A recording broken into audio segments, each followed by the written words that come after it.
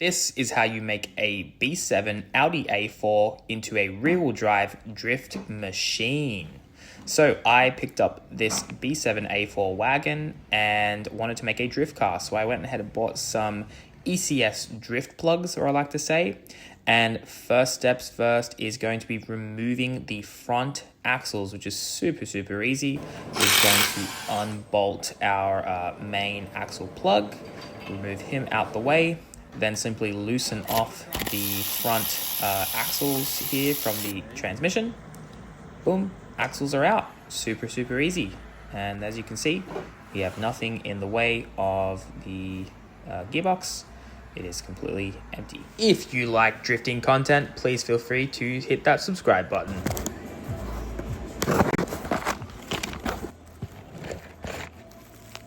Then we're going to go ahead and open up the drift plugs, as I like to say.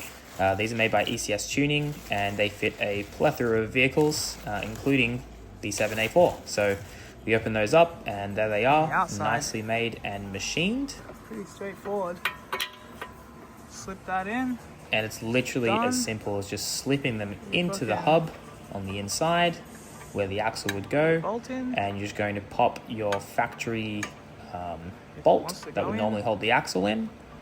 And we're just going to screw that down. I didn't go too tight on this. I went pretty tight, but not crazy ugga-dugga tight. I just didn't want to make, I don't want to break anything or cause any issues. Once that one's installed, you can see you do the same to both sides. And now the car is not going to be turning anything on the front axles. And then once the car's up in the air, you actually will have a rear-wheel drive Audi. Next step is going to be welding the center diff. Now, this is going to be needed to send all the power to the rear wheels. You simply just remove the bolts, and we're going to remove the center drive shaft. This next step's quite tricky, where you'll need to remove the end of the transmission, which is going to reveal the center differential. And for that differential to fall out, I actually had to use a little bit of a hammer and sort of tap it out of place. With that rear end of the trans. Once we did that, we actually found that there is a cover that covers the center differential. I don't know why that's there, but you're gonna need to take that off, and then I just left it off after the fact. So once we get that, we had to sort of pry and prod our way. It took a little bit of time, but as you can see, it is doable. We then set it on fire. That's right, we put some brake cleaner in there, lit it up, and burnt out all the grease inside. And then just went to town on the weld. So we're going to weld those spider gears just like if you were welding a rear differential. And yeah, just go to town, weld everything up, try and keep it as neat as you can. But here is an example of my terrible welding skills. But everything's welded up, and that's all you need to do to weld the center differential. Here's a great example of a welded center differential, open rear diff. So go sideways, but instantly wants to straighten back up. Day 2, we then attacked the rear differential. So we had to drop out the rear axles, and then we removed a bunch of the mounts at the top of the rear subframe. And then once that differential comes out, which is pretty easy, remove some of the bolts, tap out the rear cups just like so. They just pop out. I like to try and keep them left and right specific, although I don't think it matters. And just simply hammer those out. And then there is going to be a little bit of glue between the differential holding everything together.